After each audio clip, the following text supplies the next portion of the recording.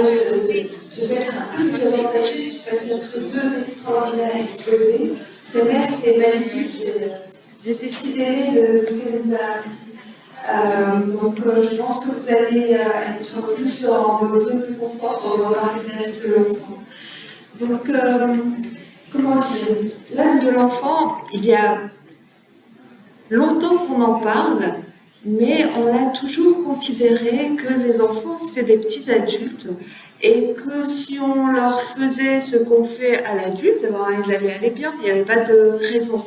Et en réalité, ils ont d'autres objectifs, d'autres envies et surtout d'autres façons de répondre au traitement qui fait qu'on ne peut pas du tout les traiter de façon standardisée comme les adultes. Donc là, vous voyez, ces enfants, un enfant, ça a envie de bouger, ça a envie de jouer, ça a envie de vivre et ils attendent de nous qu'on leur permette tout ça. Et surtout pas qu'on leur fasse la morale, donc c'est le premier conseil que je pourrais vous donner. Donc quand on parle de personnaliser, puisque c'est le grand objectif désormais dans le traitement, on peut personnaliser chez l'enfant en fonction de ce qu'on veut. Est-ce qu'on veut prévenir, donc chez les tout petits, quand ils ont un terrain qui est éventuellement prédisposant, ou est-ce qu'on veut les traiter de façon personnalisée? Je ne vous relirai pas cette diapositive que vous avez dû voir plusieurs fois aujourd'hui, simplement pour vous rappeler que ce qui va provoquer un asthme, c'est la même chose que ce qui va provoquer une exacerbation. Donc quand on fume autour d'un bébé ou d'une femme enceinte, eh bien, on va favoriser l'asthme chez l'enfant. Quand on a de la pollution, quand on a des virus, quand on a des bactéries qui sont des bactéries pathogènes, eh bien, tout ça, ça va favoriser. Sans parler des allergènes, dont on ne sait pas encore comment on peut les moduler. Quand on parle, par exemple, des animaux domestiques, eh bien, on peut avoir des études qui vous montrent que quand on a des animaux domestiques, style un chien ou un chat, eh bien, ça va diminuer le risque, alors qu'il y a d'autres études qui vont vous montrer qu'au contraire, vous allez augmenter le risque. Donc, pour le moment, ça, on ne sait pas moduler. Mais par contre, les polluants, on sait. Et donc, il faut vraiment faire attention aux enfants. Et pour les virus, de la même façon, on sait quand même, surtout depuis le Covid, que ne pas s'approcher de personnes qui risquent de tomber malades, de porter un masque, c'est extrêmement efficace. Donc ça, c'est par rapport à la prévention. Quand on s'intéresse, par contre, au traitement, là, chez les enfants, on a une synergie extrêmement bien démontrée entre l'allergie et les virus. Les enfants, plus ils sont allergiques, plus ils vont faire de virose, et plus ils font de virose, et plus ils ont un terrain allergique, en fait. Donc vraiment, il faut faire attention quand on les traite. On va toujours se dire, d'un côté, je vais traiter cette allergie, et de l'autre, je vais essayer de faire en sorte qu'il se fasse moins d'infections virales. En général, chez les enfants, bien sûr, on a tendance à considérer qu'on a deux problèmes relativement différents qui sont d'un côté les enfants d'âge scolaire, donc à partir de 5 ans jusqu'à l'adolescence, et de l'autre côté les tout petits. Donc commençons par les enfants d'âge scolaire, qui est la chose la plus étudiée en fait et la plus classique. Donc cette diapositive, je l'ai mise juste parce que, comme l'intitulé c'était Quad 9, eh bien c'est la diapositive de 2024. Du GINA 2024, et quand vous la regardez, vous avez l'impression que rien n'a changé. C'est la même chose depuis 2022 ou 2021. Mais en fait, quand on regarde les détails, on voit que la question qui se pose de plus en plus, c'est quelle dose de corticothérapie inhalée chez les enfants. Et on voit qu'on baisse de plus en plus la dose. Donc chez un enfant de 6 à 11 ans, eh bien la dose faible, c'est 100 microgrammes par jour d'équivalent de beclométasone, ce qui est vraiment très loin de nos habitudes. Et ça marche. Alors, qu'est-ce qu'ils proposent? Quelles sont grossièrement les nouveautés? Les nouveautés, c'est que dans l'asthme léger,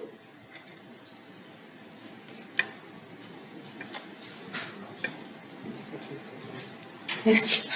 Donc, dans l'asthme léger, l'idée, c'est de ne plus mettre de bêta-2 mimétique tout seul et donc d'associer de façon systématique 2 bouffées de corticoïdes inhalés, donc l'équivalent de beclomethasone, aux 2 bouffées de bronchodilatateurs à chaque fois que les enfants sont gênés. En gros, c'est ça.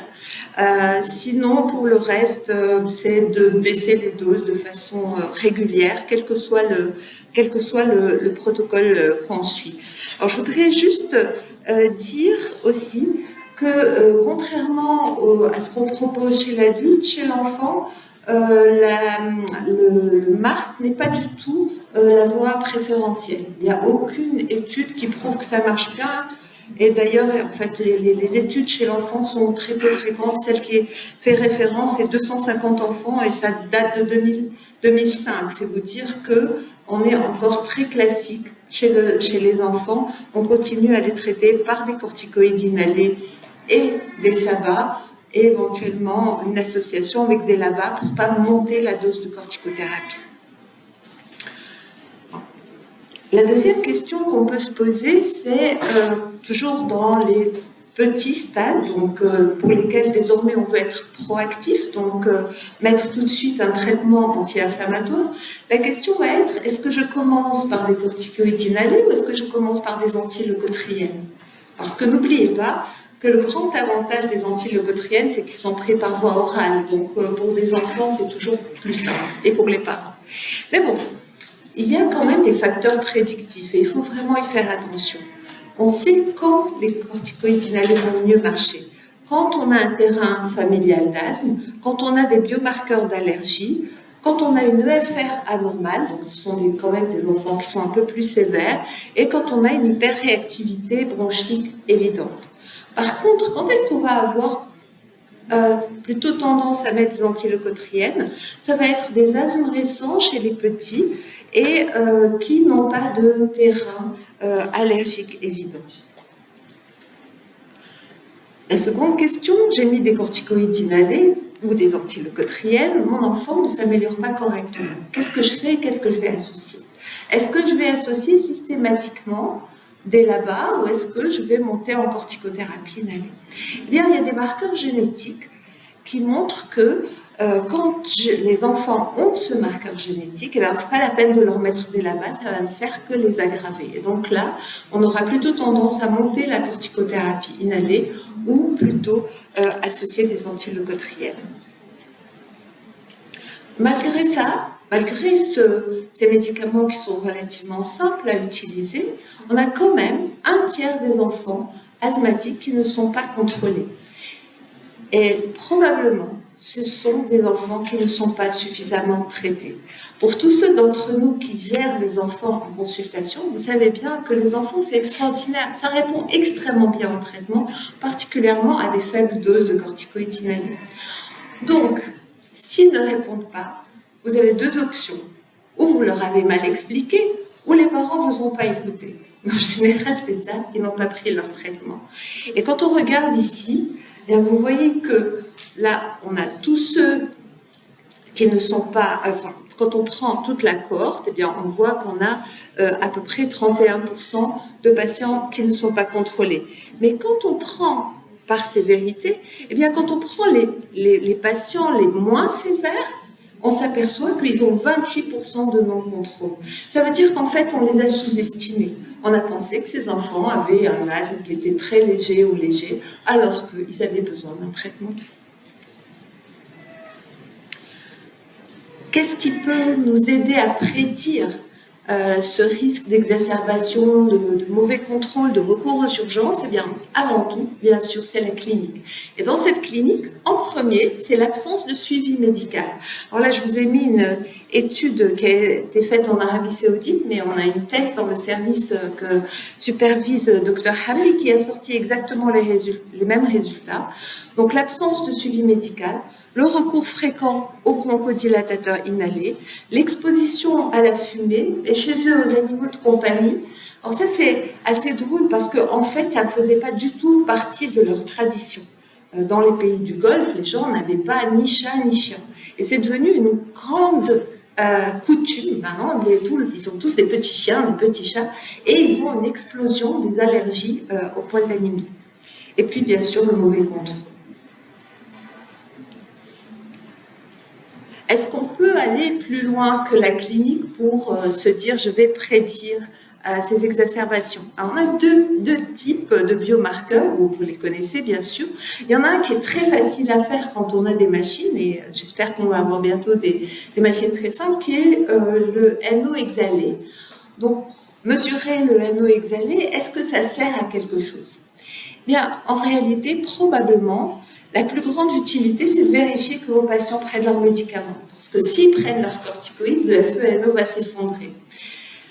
Par contre, pour prévoir les exacerbations, ça n'est pas un bon moyen de prédiction. Par contre, l'éosinophilie dans l'expectoration induite, c'est quelque chose qui est utile. Et probablement, dans l'asthme sévère, c'est particulièrement intéressant de faire un suivi de ces éosinophiles pour vérifier que vos patients sont suffisamment traités ou pas. Alors, pourquoi est-ce que j'ai mis cette diapositive? C'est parce qu'elle est intéressante, elle a été faite en Colombie. Donc, la Colombie, c'est un pays pauvre. Et pourtant, en investissant juste dans le personnel, parce que c'est la technique est personnelle efficace, mais ce n'est pas une question de réactif, eh bien, ils ont vu que c'était coût efficace d'avoir l'expectoration induite. Le FR, bien sûr, je ne pouvais pas ne pas en parler alors que Cyril est là. Donc, le FR, c'est aussi un excellent moyen de prédire la perte de contrôle, et je pense qu'il faudrait qu'on fasse, à chaque fois qu'on a un appareil de FR, un suivi très régulier de nos patients. Souvent, les patients vous disent « Oh, ça va bien, un petit peu, je suis un petit peu gênée. » Vous voyez, le DEP, il est un petit peu moins bon que d'habitude. Si on peut faire une EFR, eh bien c'est parfait. Parce que si on voit qu'il y a une chute du DEP, eh bien, on va voir qu'il y a un risque d'exacerbation qui est important. Bon. Il y a deux bons marqueurs. Le premier, c'est le VMS. Le VMS, il est très spécifique. Un VMS qui chute, ça prouve que vous avez une exacerbation qui arrive. Mais de l'autre côté, on peut faire des oscillations forcées, ce qui est relativement facile à faire chez les enfants. Eh bien, quand vous avez une diminution de la réactance, c'est quelque chose de très sensible. Donc, il faudrait que vous choisissiez entre un marqueur sensible et un marqueur spécifique. Enfin, j'ai trouvé ça assez drôle, c'est chez les Chinois. Ils ont vérifié ce qu'il y avait dans le microbiote nasal. Donc, ils ont fait un petit prélèvement dans le nez et ils ont vu qu'est-ce qu'il y avait comme germe. Bien, quand on a du Corynebacterium, on va aller bien. Et si on n'a pas de Corynebacterium, eh bien, on va probablement faire une exacerbation. J'ai trouvé ça assez amusant et peut-être que nos amis microbiologistes, s'ils nous suivent, peut-être qu'on va découvrir, mais aussi des microbes intéressants. Enfin, je vous rappelle que ce qui est important aussi chez les enfants, c'est de prendre en charge les comorbidités non allergiques. Sa mère nous a démontré l'importance du syndrome d'apnée du sommeil, qui est juste là, tout en haut de la plaque. Mais il y a d'autres pathologies en dehors des pathologies allergiques. Donc, il y a les pathologies auto-immunes, il y a les pathologies du développement neurologique, mais surtout, on a deux gros problèmes chez les enfants, c'est l'obésité. Et les enfants obèses ont un problème d'asthme, et c'est souvent un asthme TH2 chez les enfants, contrairement aux obèses adultes, mais c'est associé aux problèmes mécaniques et aux problèmes inflammatoires liés à l'obésité, et à des problèmes de complexe chez les enfants. Je ne sais pas si vous avez remarqué, mais les enfants obèses, ils refusent systématiquement de monter leur t-shirt. Alors moi, je les ausculte à travers le t-shirt désormais. Et si vous voulez qu'ils continuent à vous faire confiance par rapport à leur asthme, il ne faut pas leur parler de régime. Vous les envoyez chez le nutritionniste, qui va les gérer, c'est son métier. Mais vous ne leur faites pas de remarques sur « Ah, mais tu as encore pris 1 kilo ». Parce qu'il est déjà malheureux de ce qu'il est devenu. Et si vous appuyez avec les parents « Oh là là, madame, il mange, vous voyez que je fais le marron », vous n'allez pas pouvoir vous faire écouter par rapport à l'asthme. Et puis la dépression et l'anxiété. Et je ne sais pas si c'est depuis 2011 que ça s'est accentué. En tout cas, on y fait plus attention. Et le nombre d'enfants qui souffrent de ce qui se passe dans la famille, c'est quelque chose d'incroyable. Et on a énormément de problèmes psychosociaux désormais dans notre pays. Cette étude a montré que quand on veut améliorer la prise en charge des enfants, il faut s'occuper des parents, en fait. Il faut éduquer les parents, vérifier qu'ils ne sont pas eux-mêmes déprimés, qu'ils sont capables de gérer leurs enfants, et sinon les aider dans ce sens-là. Parce qu'un papa ou une maman qui est déprimé, il va responsabiliser son enfant et il ne va pas faire il va pas s'y intéresser en disant ça c'est très fréquent même chez des bébés de 7 ans. Donc il faut vraiment faire attention et s'intéresser à l'état des parents. Et bien sûr, dans le grand environnement, on a l'environnement de la société, et plus les enfants sont vulnérables socialement, plus ils vont être sévères, plus ils vont avoir des exacerbations sévères, même si on les prend en charge de la même façon. Qu'est-ce qu'on peut faire? On peut impliquer d'autres personnes. Alors, impliquer d'autres personnes, ça va être l'école. Et pour que l'école soit impliquée, il faut que nous nous impliquions, bien sûr, mais il est clair que si il y a une auto-prise en charge qui est développée à l'école, avec l'infirmière de l'école qui explique, et que les enseignants sont impliqués, que les enseignants savent gérer les crises d'asthme, savent vérifier que les enfants ont pris leurs médicaments, leur expliquent, on a une diminution de l'absentéisme et on a une amélioration de l'activité des enfants. Dernier point, je ne vais pas en reparler, on a eu un superbe exposé hier par rapport au digital. Juste pour dire, il y a énormément d'applications, comme nous l'a montré le docteur Montable hier, mais il n'y en a pas une qui a été définitivement validée, parce que chacun travaille dans son petit coin, et donc il y a tellement d'applications qui ont été vérifiées sur 200, 300 personnes, mais pas assez sur de grandes populations. Donc vraiment, si on veut faire quelque chose, sachant que, comme l'a dit Simon Table, les enfants se lassent vite, donc on ne peut pas leur dire « tu vas t'en occuper tous les jours », ça ne marchera pas. Mais dire, voilà, tu as un outil auquel tu pourras te référer quand tu ne te sens pas très bien, quand tu as une... Peut-être que cela, ça marchera si c'est bien fait. Mais il faudrait qu'on se mette tous ensemble pour faire une seule application pour pouvoir la valider. Passons maintenant aux plus petits. Donc là, pourquoi est-ce qu'on continue toujours à faire cette différence? C'est parce que autant chez l'enfant de 5 ans, on se dit, bon, ça y est, c'est de l'asthme, c'est de l'asthme. Autant chez les petits, on est toujours à se dire, est-ce que ça va rester, est-ce que ça va persister, là, ça sera de l'asthme, ou est-ce qu'on est encore dans des sifflements éventuellement transitoires? Donc, de toute façon, la réponse thérapeutique va être la même. C'est juste ce que vous allez dire aux parents qui va être différent. Là, là aussi, dans le GINA, le schéma n'a pas changé. Simplement, les doses aussi sont différentes. Alors, la grande proposition qui continue à répéter d'une année à l'autre, c'est probablement chez les enfants qui font un asthme léger, c'est-à-dire qui sifflent épisodiquement, disons 2-3 fois par hiver, sans que ce soit grave, il ne faut vraiment pas qu'il y ait de signes de gravité. À ce moment-là, c'est probablement intéressant de leur mettre des corticothérapies intermittentes, inhalées, 7 jours, avec des bêta-2 inhalés en même temps. Et là, dire forte dose, ça serait de quadrupler la dose proposée chez les petits, sachant que chez les petits, la dose qu'on propose, c'est 50 microgrammes par jour, les doses faibles. Donc, si on passe à la deuxième étape, c'est 50 à 100 microgrammes par jour, avec éventuellement en alternative des antileucotriènes ou des corticoïdes intermittents, avec des SABA. On ne met jamais de LABA à moins de 4-5 ans, sauf exception. Vraiment, sauf exception, et c'est un rôle d'expert. Mais les petits, c'est corticoïdes inhalés, antileucotriènes et SABA. Parce que il n'y a aucune étude qui a prouvé l'efficacité des LABA chez les petits. Donc, le maximum, c'est de doubler la dose, donc de doubler 50 à 100 microgrammes en le doublant, éventuellement d'associer des antileucotriènes. Je vais juste dire un mot du problème neuropsychiatrique des antileucotriènes.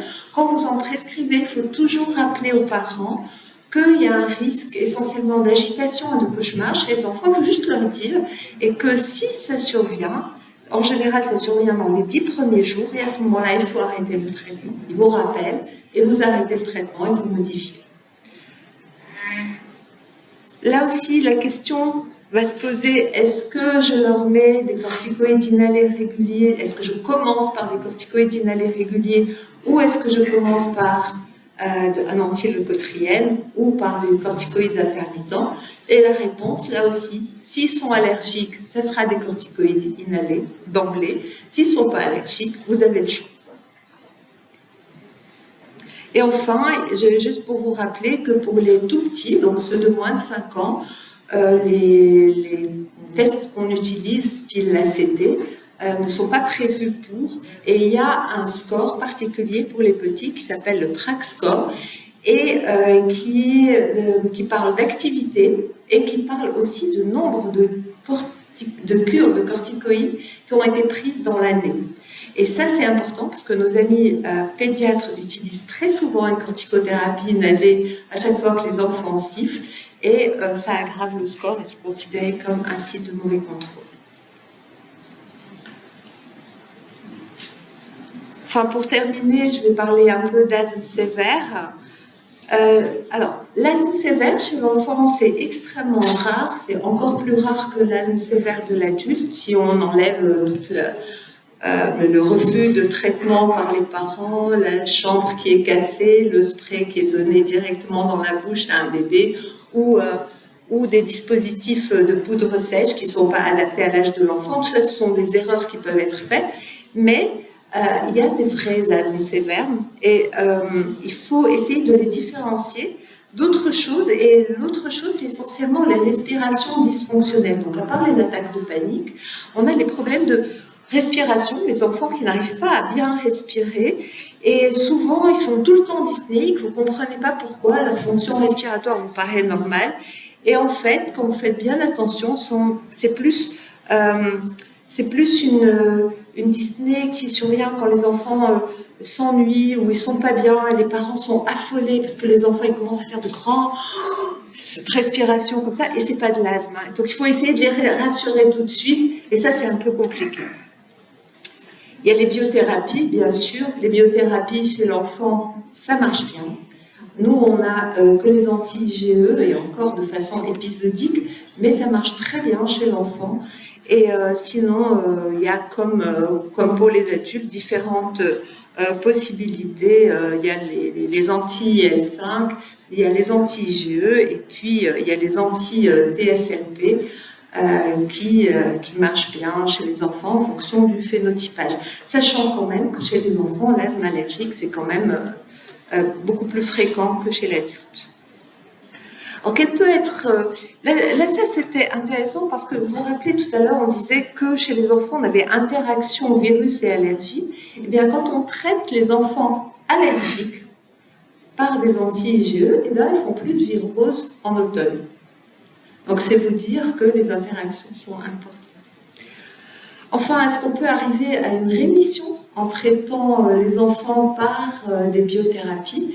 Alors, pour le moment, le seul papier qui soit publié, c'est ce papier de Marc Imbert qui contient les résultats d'Antoine Deschivres et qui montre que chez des enfants qui étaient asthmatiques sévères, au bout de 3 ans, donc au bout de 3 ans d'arrêt de la biothérapie, donc on a arrêté la biothérapie, ils étaient bien. La première année, donc ce qui est intéressant, c'est ceux qui n'ont pas rechuté, qui sont en violet. Bien, vous voyez que dans le cercle extérieur, pour les enfants chez qui on est arrivé à ces données-là, bien, on a encore des enfants qui n'ont plus besoin de biothérapie du tout au bout de 3 ans d'arrêt, ce qui veut dire que probablement, avec la biothérapie, on pourra arriver chez certains enfants à obtenir une guérison de l'asthme. On a encore des données que pour l'omalizumab. Peut-être qu'on aura d'autres données dans le temps qui vont arriver, qui seront peut-être rassurantes. Certains parlent d'utiliser 2 biothérapies pour pouvoir agir sur les différentes voies. Attendons et espérons. Donc pour finir et pour conclure, il faut faire attention aux enfants. Il faut faire attention et leur proposer ce qui leur fait plaisir, ce qui leur convient, et faire attention à ne pas être trop autoritaire, comme dirait Siani, parce que ça ne marche pas avec les enfants. Vous pouvez, avec les adolescents, être gentil, ça ne marche pas non plus. De toute façon, ils sont gentils, ils vous sourient, mais ils ne prennent pas leurs médicaments. Mais avec les petits, ça marche. Donc, s'ils vous apprécient, ils prendront leurs médicaments. Et surtout, essayer de faire que les parents comprennent que les médicaments, c'est important et qu'il ne faut pas arrêter tous les 3 mois pour voir s'il est guéri, parce que ça ne marche pas comme ça. Merci. Merci, question pour cet excellent exposé. Donc, il va susciter sûrement plusieurs questions dans la salle.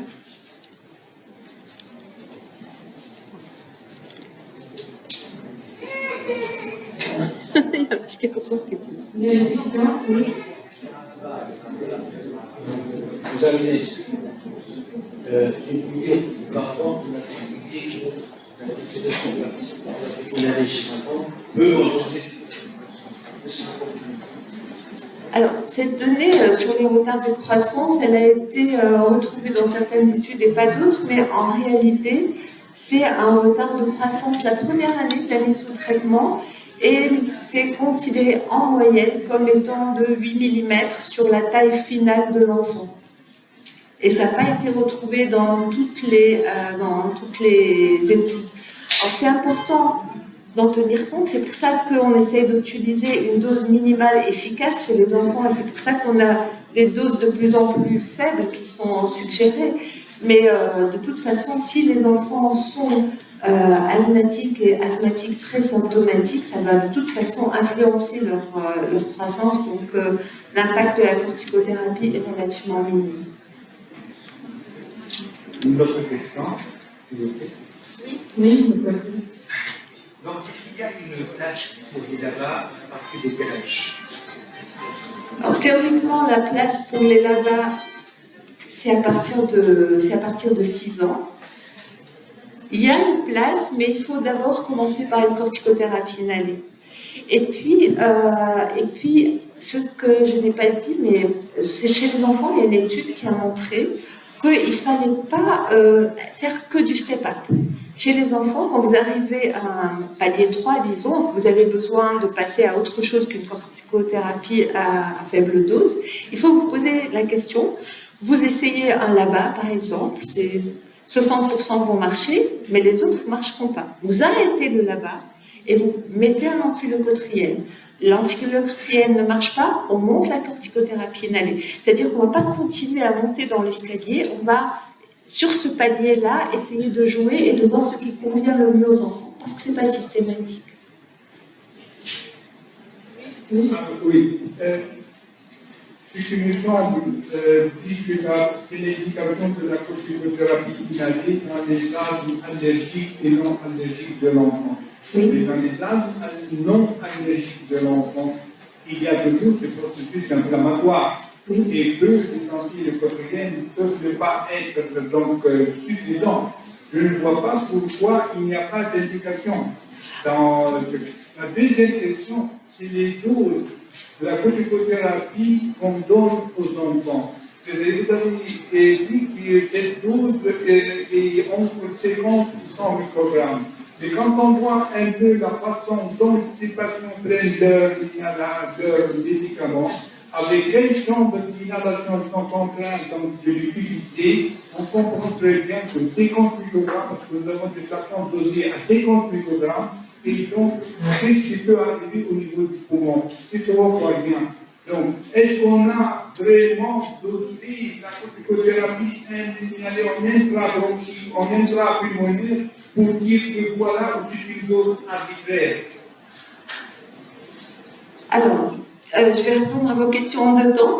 Je n'ai pas dit du tout qu'il n'avait pas de place, la corticothérapie inhalée. Ce que j'ai dit et ce qui ressort de cette étude, qui est une grosse étude quand même pour des petits, c'est que si vous avez un enfant allergique, vous êtes sûr que la corticothérapie inhalée marche régulière et continue est le meilleur choix pour cet enfant. Si par contre, vous n'avez pas de terrain allergique, c'est une famille non allergique, il n'a pas d'eczéma, il n'a pas d'allergie alimentaire, et il fait des viroses peu fréquentes et sans gravité.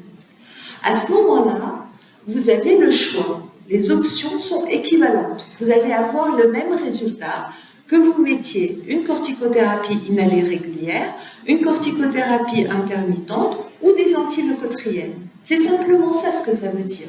Si vous avez de l'allergie, vous mettez des corticoïdes inhalés réguliers.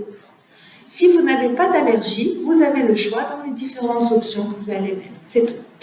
Par rapport aux doses, ce sont les doses qui sont actuellement recommandées. C'est clair que vous allez être obligé de vérifier que ça se passe dans de bonnes conditions, que la chambre est adaptée à l'âge de l'enfant, que les parents, quand ils donnent le médicament, l'enfant ne pleure pas, ne crie pas, il n'est pas en train de hurler et là rien ne passe, on est d'accord. Mais si ça marche bien, vous pouvez commencer, chez les enfants qui sont peu symptomatiques, par une bouffée de 50 microgrammes par jour. Ou 50 fois 2 si vous n'êtes pas rassuré. Mais on ne passera à 52 fois 2, ce qui est la façon classique de traiter les petits, que si ça ne suffit pas. C'est ça ce que ça veut dire. Magistrat, comme d'habitude, vous avez parlé de l'implication des éducateurs et des instituteurs, si possible. Vous ne pensez pas qu'il y a un risque de stigmatisation de ces enfants dans un pays où les connaissances médicales de santé dans la population générale, tout âge confondu, tend vers le zéro absolu? Alors, tu as absolument raison sur ça, sauf qu'il faudrait qu'on voit les choses peut-être de façon différente. On a, en gros, dans la population, 10% d'enfants asthmatiques. Ça veut dire qu'un instituteur qui a régulièrement une classe de 30 élèves va avoir régulièrement 3 enfants asthmatiques dans sa salle. Donc il faut d'abord qu'ils sachent les gérer. Quand ils font une crise d'asthme, quand ils font du sport, quand ils doivent accepter qu'ils puissent avoir besoin de leurs médicaments et qu'ils sachent vérifier qu'ils les prennent bien. Quand ils font sport, qu'est-ce qu'il faut faire? Donc, il faut que les instituteurs et les professeurs et les moniteurs de sport soient déjà habitués à ça. Il faut que l'administration aussi soit capable de gérer. Et maintenant, qu'est-ce qui se passe? À chaque fois que les enfants font une crise d'asthme, au mieux, on téléphone aux parents. Au pire, on appelle la copine d'à côté et on lui dit alors habille le dalle. Donc, ça, ce sont des choses qui doivent être faites. Ensuite, tu as raison, par contre, pour l'éducation, il y a 2 façons de faire. Soit dire, on va faire une éducation à tout le monde. On va dire, voilà, aujourd'hui, on va parler de l'asthme, et l'asthme, c'est important, c'est une maladie inflammatoire. On peut faire ça. Ou on peut prendre tous les enfants asthmatiques de l'école. Je suis d'accord avec toi que dans notre contexte, pour le moment, j'aurais plutôt tendance, et je crois que c'est ce que va faire le groupe des jeunes pneumologues de la STMRA dans une dizaine de jours, c'est d'aller voir l'école en général et dire, voilà, on va vous parler de l'asthme aujourd'hui et avoir des affiches, voilà, pour les enfants asthmatiques et pour les jeunes enfants en général. La pollution, c'est pas bon, le tabac, c'est pas bon, les oiseaux en classe, c'est pas bon, il faut pas avoir un lapin fétiche, des choses comme ça. Je suis tout à fait d'accord avec toi. Agnès, pour cette excellente présentation. Donc, il nous reste beaucoup de travail sur l'éducation, bien sûr, de l'enfant asthmatique et de la société. Donc, s'il y a plus de questions, oui, Sophie. Merci beaucoup, Dr. Kanté. Et juste une réflexion par rapport au diagnostic précoce de l'asthme et la prévention, si on peut dire, de la persistance de l'asthme à un âge adulte. C'est-à-dire, plus précocement diagnostic l'asthme chez le petit, on peut prévenir en fait le risque d'avoir la persistance de son asthme à l'âge adulte. Est-ce que ceci est possible? Je sais que ce n'est pas évident, mais ma réflexion c'est par rapport aux collègues pédiatres, je profite de la présence de Dr. Loki ici, parce que nous on les voit généralement à l'âge de l'adolescence. Et souvent, ils traînent des symptômes évocateurs d'asthme depuis le jeune âge, alors qu'ils sont diagnostiqués comme allergiques ou, comme dit les parents, de l'asthme, même si les parents ont des maladies de fait, Et c'est important, en fait, je pense, au niveau des pédiatres, de poser le diagnostic au bon moment, à dire correctement le diagnostic de l'asthme pour la prise en charge précoce. Et pour au moins, si on n'arrive pas à éviter l'asthme à l'âge adulte, avoir un asthme bien contrôlé à l'âge adulte. Et pour avoir surtout un asthme bien contrôlé chez les enfants. Voilà. C'est ça qui est essentiel. Je pense qu'il ne faut jamais promettre aux parents quoi que ce soit sur la rémission, parce que les médicaments, à part peut-être les biothérapies, mais n'ont pas du tout prouvé qu'ils avaient une influence sur la persistance de l'asthme. Ça, non. Il y a eu un travail qui disait que ça ne marchait pas sur la fonction respiratoire. Je n'ai jamais été convaincue. C'était une étude très courte et ils ont arrêté le traitement. Ce qu'on voit chez les enfants, c'est que les enfants qui prennent régulièrement leur traitement et qui sont bien contrôlés et qui ont une bonne EFR, ils vont arriver avec des poumons normaux à l'âge adulte. Après, notre travail s'arrête là, pour le moment. Notre travail est celui des parents. Et c'est ce que j'essaie de leur expliquer. Il faut qu'un enfant ait une vie normale, qu'il puisse faire du sport, qu'il fasse du sport à l'école avec tout le monde, même si ça le fait transpirer, et qu'il arrive avec une bonne fonction respiratoire. C'est tout ce qu'on peut promettre. En fait, à part l'immunothérapie qui est avérée plus importante, bien sûr, le traitement, c'est essentiellement sur la qualité de vie effective. Puis il y a l'asthme viro-induit que généralement, on les voit guérir à l'âge de 7 ans, ils vont bien. Et, voilà.